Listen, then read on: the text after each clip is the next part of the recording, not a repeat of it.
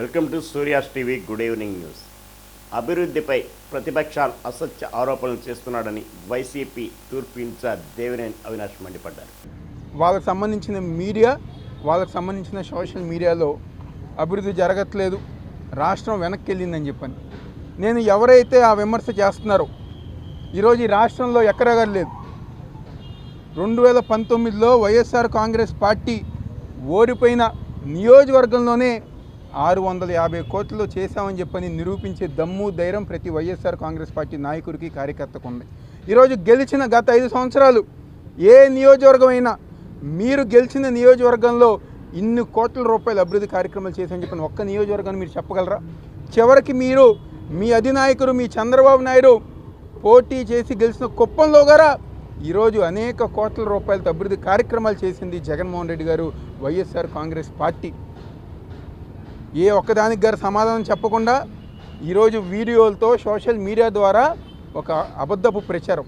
కానీ గ్రౌండ్ లెవెల్లో ప్రజానికానికి ఒక క్లారిటీ, 175కి 175 నియోజకవర్గాలు వైఎస్ఆర్ కాంగ్రెస్ పార్టీ జగన్మోహన్ రెడ్డి గారిని గెలిపించుకోవాలని చెప్పని, అదేవిధంగా ఈరోజు విజయవాడ పార్లమెంట్లో ఒక పెద్ద దిక్కుగా ఒక ఫేస్గా ఈరోజు వచ్చి మా అందరికీ ఈరోజు పార్టీని బలోపేతంతో పాటు ఈరోజు 7 నియోజకవర్గాలు గారు ఎవరు ఎన్ని మాట్లాడినా, ఎవరు ఎన్ని వాగినా, కొత్తగా రాజకీయాల్లోకి వచ్చి ఏదో ఉందని చెప్పని ఒక పెద్ద నాయకుడి మీద 10 సంవత్సరాలు పార్లమెంట్ సభ్యులుగా పనిచేసి ఇక్కడ టాటా ట్రస్ట్ ద్వారా అనేక సేవా కార్యక్రమాలు చేసి ఈరోజు విజయవాడ నగరంలో కనకదుర్గ ఫ్లైఓవర్ కానివ్వండి, బెంజ్ సర్కిల్ ఫ్లైఓవర్ కానివ్వండి, ట్రాఫిక్ కష్టాలు తీర్చి ఒక మార్కు ఏర్పరచుకున్న కేసినేని నాని గారి మీద ఎవరు మాట్లాడినా, కొత్తగా రాజకీయాలకు వచ్చిన వాళ్ళైనా, లేకపోతే గన్నవరం నుంచి వచ్చి ఇక్కడ ఎమ్మెల్యేగా అయిన వాళ్ళైనా, లేకపోతే ఎటువంటి పదవి లేకుండా ఈరోజు ఏదో డ్రామాలు చేసి షర్మిల తన తెలంగాణ కోడలని చెప్పి పార్టీని కాంగ్రెస్ పార్టీలో విలీనం చేసిందని మాజీ మంత్రి బెల్లంపల్లి శ్రీనివాస్ విమర్శించారు. గురించి మాట్లాడడం అనేది ఉపయోగం లేదు. మొన్నటిదాకా తెలంగాణ ఎన్నికల్లో నేను తెలంగాణ కోడలని చెప్పని అక్కడ పార్టీ పెట్టి మూసేసి కాంగ్రెస్ పార్టీలో విలీనం చేసి తెలంగాణలో ఓటేశారు. ఆంధ్ర రాష్ట్రానికి వచ్చి ఏం పని చేస్తారండి? ఇప్పుడు ఆ ఓటు ఎక్కడ ఉందా? అది వెళ్ళి తెలంగాణలో చూసుకోవాలి. ఈ ఆంధ్ర రాష్ట్రానికి ఎందుకు వచ్చింది? చంద్రబాబు పంపిస్తే రావడం జరిగింది. అందుకని షర్మిల గారి గురించి మాట్లాడడం అనేది అంత నాకు ఇష్టంగా కూడా లేదు. ఎందుకంటే ఆమె ఆల్రెడీ చంద్రబాబు మాయలో పడిపోయింది. చంద్రబాబు బూటకాలు నమ్ముతుంది. తప్పకుండా కొద్ది రోజుల్లో తెలుసుకుంటుందని చెప్పని మాత్రం నేను చెప్తున్నాను. ఇప్పుడు ఆమె 14 ఏళ్ళు ముఖ్యమంత్రి చేసింది. వాళ్ళ భర్త చంద్రబాబు నాయుడు గారు, అమ్మ భువనేశ్వరమ్మ మీకు 14 ఏళ్ళు ముఖ్యమంత్రిగా చేశాడు మీ ఆయన. ఎప్పుడైనా పిల్లల చదువుల కోసం అమ్మ ఒడి ఇద్దామని చెప్పి అనుకున్నాడా? 45 ఏళ్ళు దాటిన ప్రతి మహిళకి చేయూత ఇస్తున్నాడు. మీరు ఎప్పుడైనా ఆలోచన చేశారా? అదేవిధంగా మన స్కూల్స్ని నాడు నేడు అనే బాగు చేస్తున్నాడు. మీరు ఎప్పుడైనా చేశారు అట్లాగా? హాస్పిటల్స్ని నాడు నేడు అని చెప్పి ఈరోజు ప్రైవేట్ హాస్పిటల్ ధీటుగా డెవలప్ చేస్తున్నారు. మీరు ఎప్పుడైనా చేశారా? ఇన్ని చక్కటి కార్యక్రమాలు చిన్న పిల్లల నుంచి పెద్ద అవాతాతల వరకు ఇంత కార్యక్రమాలు చేస్తుంటే కనపట్లేదమ్మా భువనేశ్వరమ్మ? మీ ఆయన 14 సంవత్సరాలు ఏ ఒక్కటి చేస్తున్నా కానీ 23 సీట్లు ఎందుకు వచ్చాడమ్మా నువ్వు? మరి అందుకేగా ఇవన్నీ తెలిసే కదా చంద్రబాబు నాయుడు గారిని పక్కన పెడదాం అనుకున్నావు, నువ్వు రంగంలో దిగుదాం అనుకున్నావు. మీ చంద్రబాబు నేను రాణిస్తాడా? నిన్ను పోటీ చేయిస్తాడా? చంద్రబాబు నిన్ను పోటీ చేయిస్తాడా? చెప్పమ్మా ఒకసారి. నీకు అన్నీ తెలుసు, కానీ భర్త కదా బయట చెప్పుకోలేవు. లోపల నీ ఆవేదన అందరికీ కూడా ప్రజలకు తెలుసు. నీ ఆవేదన అర్థమవుతుంది, నీకు పోటీ చేయాలనుంది. కానీ మోడీ సర్కార్ ఢిల్లీలో రైతు పోరాటంలో కాల్పులు దాడులు జరపడం దుర్మార్గపు చర్య అని సిఐటియు రాష్ట్ర కార్యదర్శి ఉమామహేశ్వరరావు మండిపడ్డారు. పార్టీలను బీజేపీకి అంటగాకున్న తెలుగుదేశం, జనసేన, వైసీపీ పార్టీలను రైతాంగానికి ఇచ్చినటువంటి హామీల్ని ఇంతవరకు కూడా అమలు జరపలా. ఆనాడు స్పష్టంగా చెప్పారు, మేము ఎట్టి పరిస్థితుల్లో కూడా ఈ 3 చట్టాలని కూడా మేము నల్ల చట్టాలని రద్దు చేస్తున్నాం, వాటిని అమలు జరపమని. దొడ్డిదారిని అమలు జరపడానికి పూనుకుంటున్నాడు. కనీస మద్దతు ధర అనేటటువంటిది ఇస్తామని చెప్పారు, ఇంతవరకు ఇవ్వలా. పెట్టిన కేసులు ఎత్తేస్తామని చెప్పారు, ఇంతవరకు ఎత్తేలా. అదే రకంగా 5 రైతుల మీద జీపు దొక్కిచ్చినటువంటి కేంద్ర మంత్రి తనయుడి మీద ఎట్టి పరిస్థితుల్లో కూడా ఇంతవరకు కూడా కేసు నమోదు చేయలే. అంటే ఈరోజు కేంద్ర ప్రభుత్వం పేరుకు మాత్రమే రైతుల యొక్క ఆవేదన, లేకపోతే వాళ్ళ ఆందోళన మేము అర్థం చేసుకుంటున్నామని చెప్తుంది. కానీ ఆచరణలో మొన్న 13వ తారీఖు నుంచి జరుగుతున్నటువంటి ఢిల్లీ సమీపంలో జరిగిన ఆందోళన చూస్తే శత్రువుల మీద యుద్ధం చేసినట్టు మోడీ యుద్ధం చేస్తున్నాడు. డ్రోన్లతో ఏంటండి, ఎక్కడన్నా ఉందా అసలు? తుపాకులతో కాల్పులు ఏంటండి, రబ్బర్ బుల్లెట్లు ఏంటండి? అంటే ఈరోజు మోడీ గారు నువ్వు చేసిన వాగ్దానాలే అమలు జరపబోయానంటే రైతులనైనా సహించదలచలా, ప్రజల్ని సహించదలచలా, కార్మికుల్ని సహించదలచలా. ఇటువంటి మోడీ రామరాజ్యం తెస్తాడట.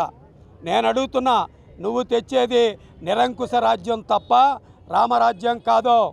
అందుకే ఈరోజు మేము చెప్తున్నాం, ఖచ్చితంగా నువ్వు గద్దె దిగితేనే ఈ దేశానికి పౌర హక్కులు ఉంటాయి, ఈ దేశానికి రైతు కానీ కార్మికులు కానీ సుభిక్షంగా ఉంటారు, ప్రజలు సుభిక్షంగా ఉంటారు. మీ పరిపాలన అంతా కూడా కార్పొరేట్ పరిపాలన, మతోన్మాద పరిపాలన. కాబట్టి బీజేపీ ప్రజాపోరు కార్యక్రమం ద్వారా వైసీపీ ప్రభుత్వం చేస్తున్న అవినీతి అక్రమాలను ప్రజలకు వివరిస్తున్నట్లు ఎన్టీఆర్ జిల్లా బీజేపీ అధ్యక్షులు శ్రీరామ్ ప్రకటించారు. ఏమిచ్చింది, ఏ నిధుల్లోని ఏ పథకాల్లోని రాష్ట్ర ప్రభుత్వం కేంద్ర ప్రభుత్వం కలిపి ఏ పథకాల్లోని ఎంతెంత భాగం ఉన్నాయి, అచ్చంగా 100% ఏ పథకాలు కేంద్రం ఇస్తున్నాయి అనేటువంటి అంశాల మీద గత 2 నెలల కాలంలోని సెప్టెంబర్ 25 నుంచి జనవరి 5వ తారీఖు వరకు వికసిత భారత సంకల్ప యాత్ర పేరిట ఈ యొక్క రాష్ట్ర వ్యాప్తంగా కూడా కేంద్ర ప్రభుత్వ పథకాలని ప్రజలకి తెలియపరిచే కార్యక్రమం, ప్రజలను చైతన్యపరిచే కార్యక్రమం. అదేవిధంగా మోడీ గ్యారంటీ అనే వెహికల్ మీ దగ్గరికి వస్తుంది. ప్రజలారా, మీరు ఇక్కడ మీకు కావాల్సినటువంటి పథకాలని ఈ యొక్క వ్యాన్ దగ్గర మీరు కంప్యూటర్ ఆన్లైన్లో చేసుకున్నట్టయితే తప్పకుండా మీ పథకానికి గ్యారంటీ మోడీ ఇవ్వబోతా ఉన్నారు ప్రధానమంత్రి గారు అని అంశం మీద ప్రజల్లో చైతన్యపరిచి రాష్ట్ర వ్యాప్తంగా లక్షలాది మంది ఈ యొక్క కేంద్ర ప్రభుత్వ పథకాలను సద్వినియోగం చేసుకోవడమే కాకుండా ఈ యొక్క లబ్ధి పొందిన సందర్భాలు మనం చూసాం. కేంద్రంలో అనేక సంక్షేమ పథకాలు, ప్రధానమంత్రి ఆవాస్ యోజన దగ్గర నుండి స్వచ్ఛ భారత్ వరకు అనేక లక్షల కోట్లు రాష్ట్రానికి నిధులు ఇస్తున్నప్పటికీ రాష్ట్ర ప్రభుత్వం సద్వినియోగం చేసుకోకుండా దుర్వినియోగం పరిచి ఈ యొక్క నిధులను వేరే పందాల్లో వాడుతూ అనేక అవినీతికి పాల్పడినటువంటి సందర్భాలు మనం చూస్తూ ఉన్నాం. కానీ ప్రజల వరకు కూడా తీసుకెళ్లాల్సిన బాధ్యత కార్యకర్తలుగా మాపై ఉంది. కాబట్టి ఈ యొక్క అన్ని అంశాల మీద ఈ యొక్క రాష్ట్ర ప్రభుత్వాన్ని ప్రజల్లో ఎండగట్టే దిశగా మేమంతా కూడా సంసిద్ధంగా ఉన్నాం.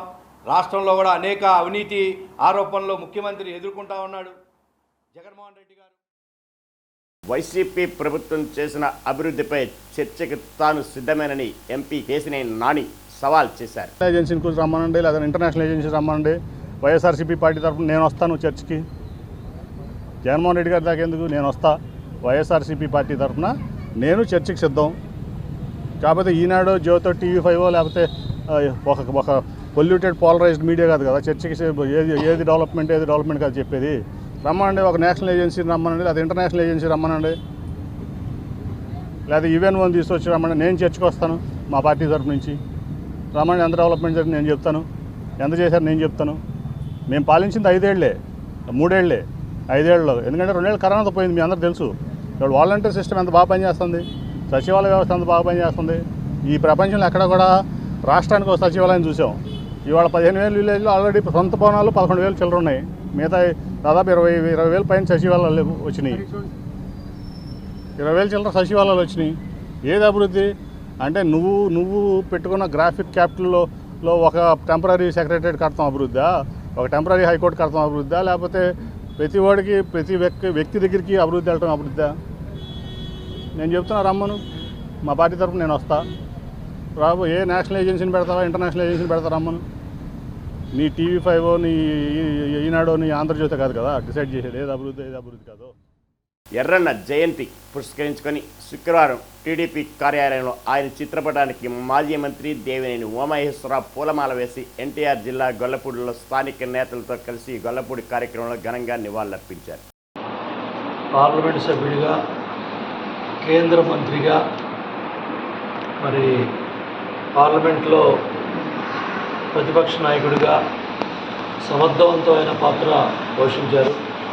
ఆయన ముఖ్యంగా స్వర్గీయ రమణ గారితో కలిసి జిల్లాలో రాష్ట్రంలో ఏదైతే ఈ మంచినీటి ప్రాజెక్టుకి డబ్బులు తేవడంలో కీలకమైన పాత్ర పోషించారు.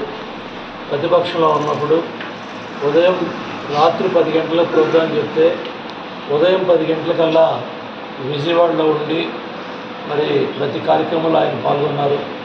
చివరి రోజుల్లో కూడా ఆయన గొల్లపూడిలో నేను పాదయాత్రలో ఉన్నప్పుడు మొదటి రోజు పాదయాత్రకి మరి సంఘీభావం తెలిపి మాతో నడిచి మంచి మాటలో ఎన్టీ రామారావు విగ్రహం దగ్గర మాట్లాడి కొద్ది రోజుల్లోనే తదుపరి ఒక్క రోజు వచ్చిన తర్వాత రోజే ప్రమాదానికి గురై ఆయన మన మధ్య లేరు.